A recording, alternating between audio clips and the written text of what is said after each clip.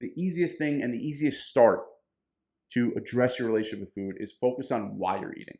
When you start understanding why you're eating, it's a lot easier to change what you're eating. And they go hand in hand because, again, it's never about the food. It's about what the food allows us to avoid and or the void it fills. Right. You can say it's never about the weight. It's about what the weight allows us to avoid and or the void it fills.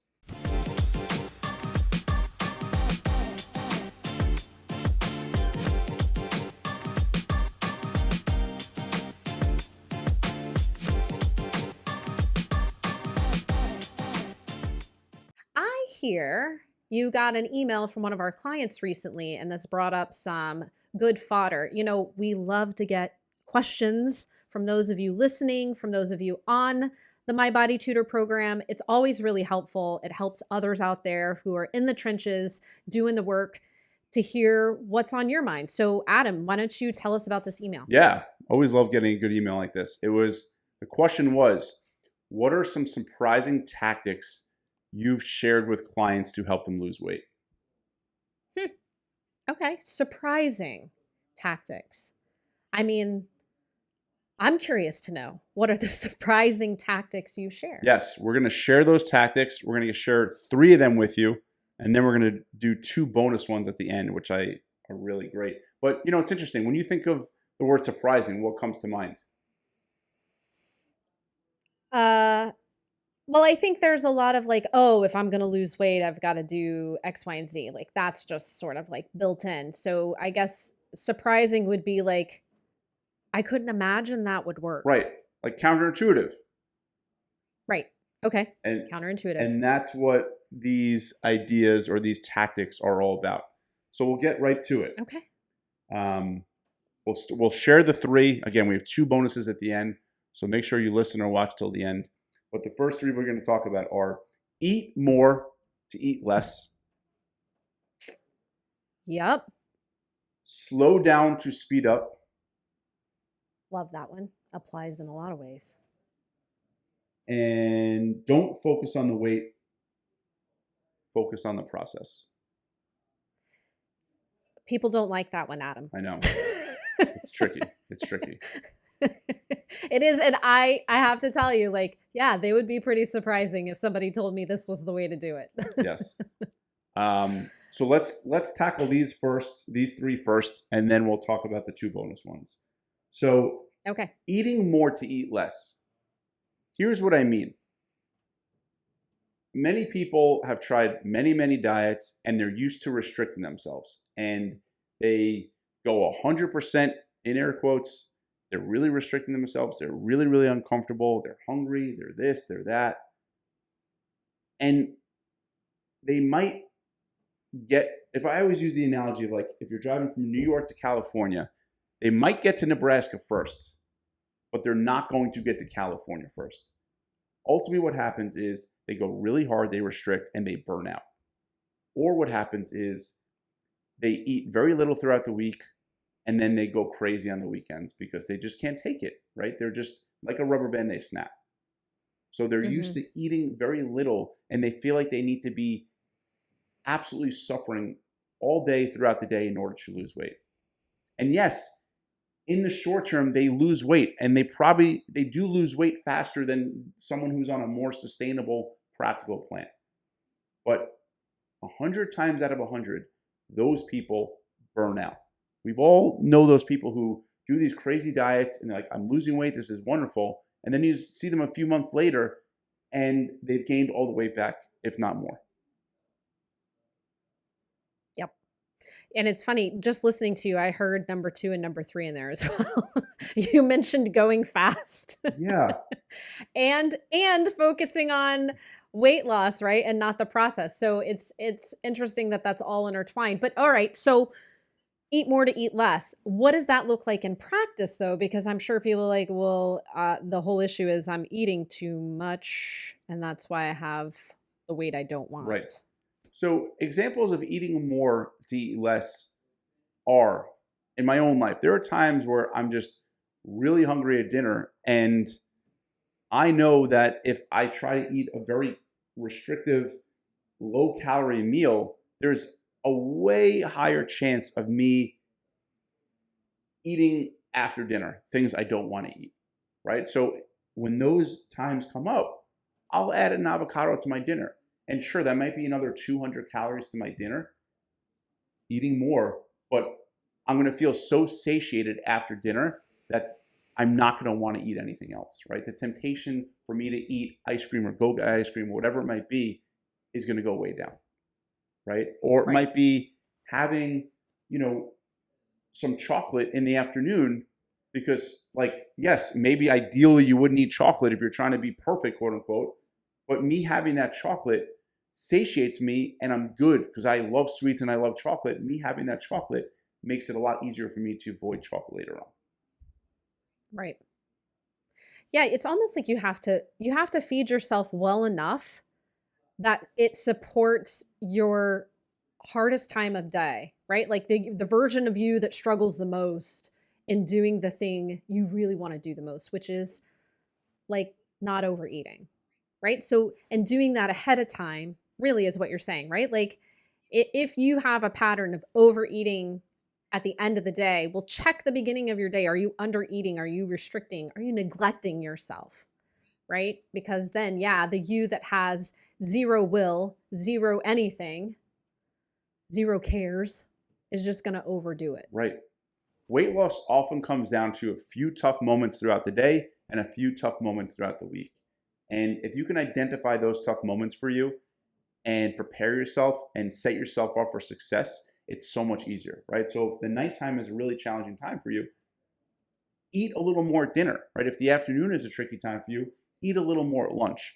And yes, you might be eating more than you used to or more than you think you should, but if you're doing that and then avoiding everything you usually eat, you're ahead of the game, right? So yes, you Yes. might get to Nebraska slower, or you're ultimately going to get to where you want to be, California, faster and in a sustainable way. And I do want to say this too, especially to those of you who have yet to join us and work with one of our amazing coaches. Um, a lot of people, Adam, would fear trying this even one time, right? And I think it's important to know that, like, if you're in that habit of under eating during the day and overeating at the end of the day, and you're afraid to do what we're suggesting, which is feed yourself a little more during the day so that you're not ravenous and overeating at the end of the night, like, you got to try it once, you got to try it twice, you probably got to try it for a whole week, maybe longer. And don't fear. It takes a very long time going in the wrong direction for something like that to really mess things up. You're going to get feedback pretty quickly if you'll do it consistently. So don't just try it once. You're going to have to try it several times to see if that pattern is in the way. Right. Totally. Like another few examples that come to mind. Like, I was working with this client, very athletic. I'm like, hey man, what if we start adding like a sweet potato to your dinner? And he was like, a sweet potato? I'm not eating that. But the problem was every night he was binging and going crazy with ice cream and chips and this and that, eating well over 1,000 calories in those types of foods.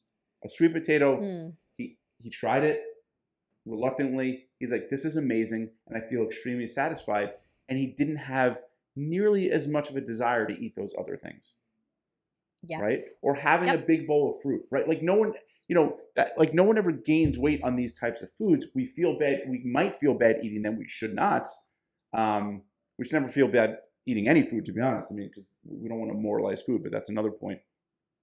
Um, but so by him eating a sweet potato, it really made him feel satiated, and his Yep. desire to eat after dinner went way down. Having a big bowl of That's fruit for awesome. me, like, sure, maybe I shouldn't have as much fruit, but like, I also eating a pint of ice cream is certainly not better. Right. I don't think there are any shoulds here at all. No. But yeah, I think this one could really trigger a lot of things in people. And I just think a big, huge, like, it's okay. Try it again, try it a few more times, step out there on that ledge. It really does make such a huge difference. I can't tell how many times I've watched somebody learn this one. Eat more to eat less. Yes. And one of the reasons why I'm so I mean, there's a million reasons why, but like one of the reasons why I believe in the My Body Tutor way is like I enjoy my favorite foods. I enjoy pizza. I enjoy ice cream. I enjoy hamburgers. I can keep going if you want. But like everything I do feels sustainable. I feel like I can easily maintain this for the rest of my life, right? And just, I really encourage you to try eating more to eat less. And again, yes, you might go a little slower, but you will get there and you will arrive in a sustainable, practical way where you feel like I can easily maintain this versus like, oh, I'm hanging by the skin of my teeth. I can't take this anymore. I can't wait for this to be over. Which leads us into our next tactic, which we kind of touched on to your point, was slowing down to speed up, right? The person who comes to us and says, how can I lose weight as fast as possible, is not going to be nearly as successful as the person who says, hey, I'm ready to do this. I'm ready to lose the weight once and for all. This is it. I want to make this the last program I ever do, right? I'm willing to be patient. Mm-hmm.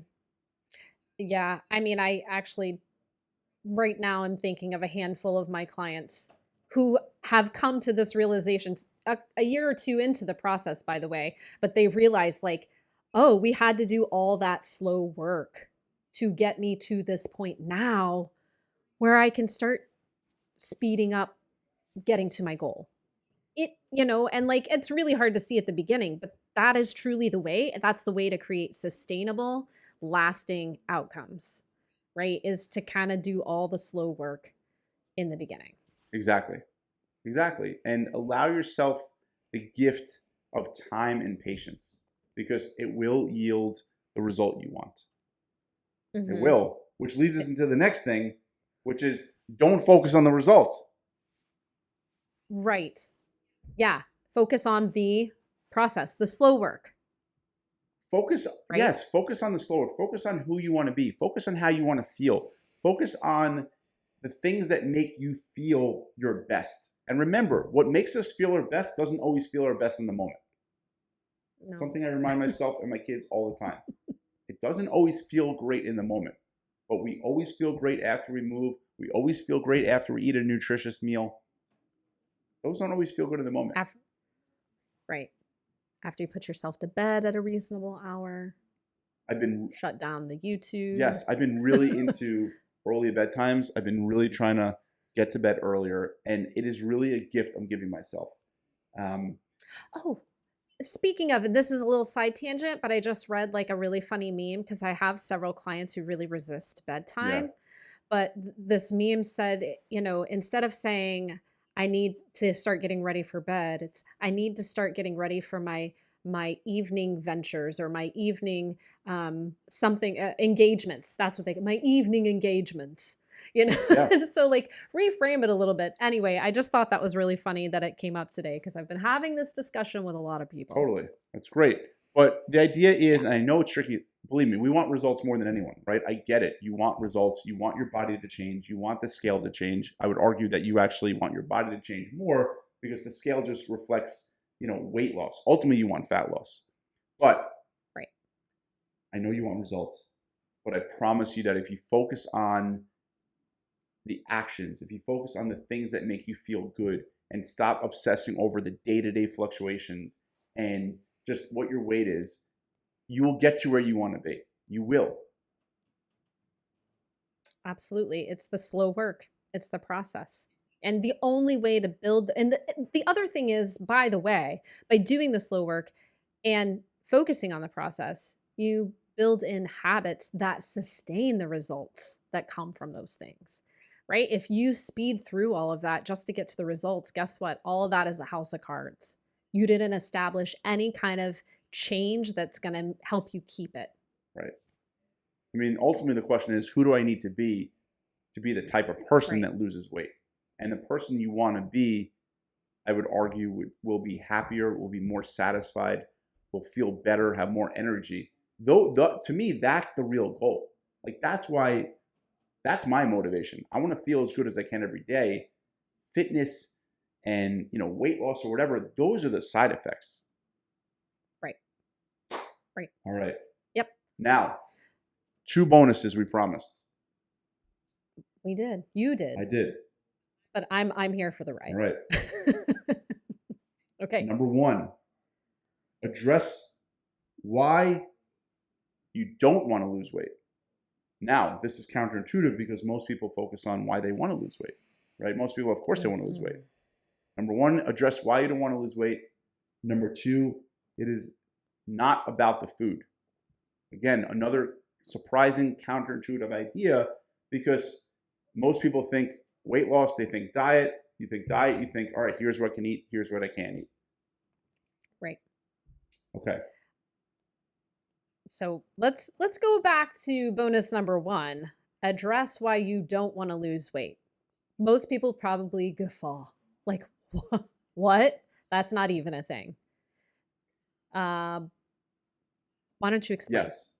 So I will argue that for some people, being overweight is a solution.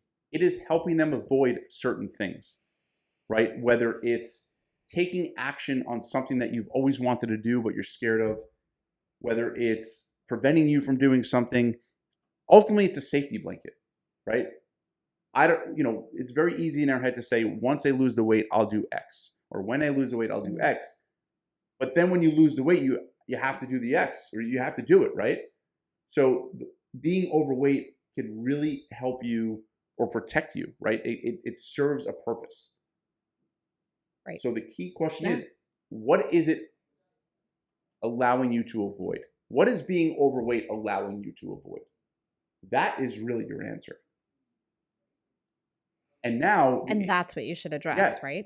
And the interesting thing is we also come up with all sorts of stories about weight loss. I have to exercise for hours a day. I'm never going to be able to eat my favorite foods. These are all the stories we come up. But when we actually challenge them, it's not the case, right? But the tactic I want you to focus on is, what is being overweight allowing you to avoid? And for some people, this might not be applicable. You're like, I want to lose weight. That's it. There's nothing holding me back. There's no self-sabotage. But my definition of self-sabotage is when we fear the very thing we say we want to accomplish, right? We got one foot on the gas, one foot on the brake, boop, boop. Like you got to understand why you're holding yourself back. So ask yourself, what is being overweight allowing me to avoid? Ready for the number? And for a lot of us, Adam, it's like just discomfort, right? The discomfort of having to put in work to do some changing. It could be that simple. It could be. Absolutely. And I think to that point, you get the very, I think, the superficial bad, like just, it's not so deep. It could just be like, well, yeah, I don't want to work out for hours a day. I don't want to eat lettuce every meal. Like those, I think to your point, we come up with these ideas and these stories, but that's also not the case. You don't have to work out for hours a day. You don't have to eat lettuce every meal. Right. Okay. Please don't eat lettuce at every meal. No, please don't. The last one is, it's not about the food. Typical diet is what I call a food diet. A food diet is where the only thing that changes is the food you're eating. But if the only thing changing is the food you're eating, you're not going to change for the long term. It's critical that you change one of my favorite acronyms, your MPH, your mindset, your psychology, your habits, ultimately your relationship with food. Things like emotional, stress, and mindless eating. So when I say it's not about the food, instead of focusing on what you're eating, the easiest thing and the easiest start to address your relationship with food is focus on why you're eating. When you start understanding why you're eating, it's a lot easier to change what you're eating. And they go hand in hand because, again, it's never about the food. It's about what the food allows us to avoid and or the void it fills. You can say it's never about the weight. It's about what the weight allows us to avoid and or the void it fills. Yeah, those are some tough tactics. Surprising for a lot of people, I'm sure, and not easy to work through. Right, and please reach out to us. We're here to help. I want to, if you want to share your answers, the first bonus again is, how does being overweight, or what does being overweight allow me to avoid? The second tactic is answering, what does eating food allow me to avoid? Right? Yes. So yeah, that'd be great to hear from. And because like I said in the beginning, people listening love to hear from people in the trenches, right? Like we want to know. We want to know what it is you're up against. Yes. So we talked about 5 ways or 5 surprising ways to lose weight. to me, surprising is a counterintuitive idea. We talked about eating more to eat less. We talked about slowing down to speed up. We talked about focusing on the process, not the weight loss. We've talked about addressing why you don't want to lose weight, and then addressing why it's not about the food. Sounds good. All right. Anything else, Adam? No, but it would be fun if I can leave the people with a very surprising thing, but I don't really have anything surprising. So we just shared 5 surprising Yes. things. What are you talking about? No, something about me, like, I don't know, but Oh. I got nothing. You're running off and joining the circus. Yeah, This is exactly. it. This is your sign off. No, he's not really, though. No. Okay. All right. That's it. I think that's plenty. And we hope to hear from you. Please, you can email Adam at mybodytutor.com at any point in time. Share with us, what's on your mind. If you have responses to his questions from this week, that'd be great. And until then, take good care, and we'll see you next time.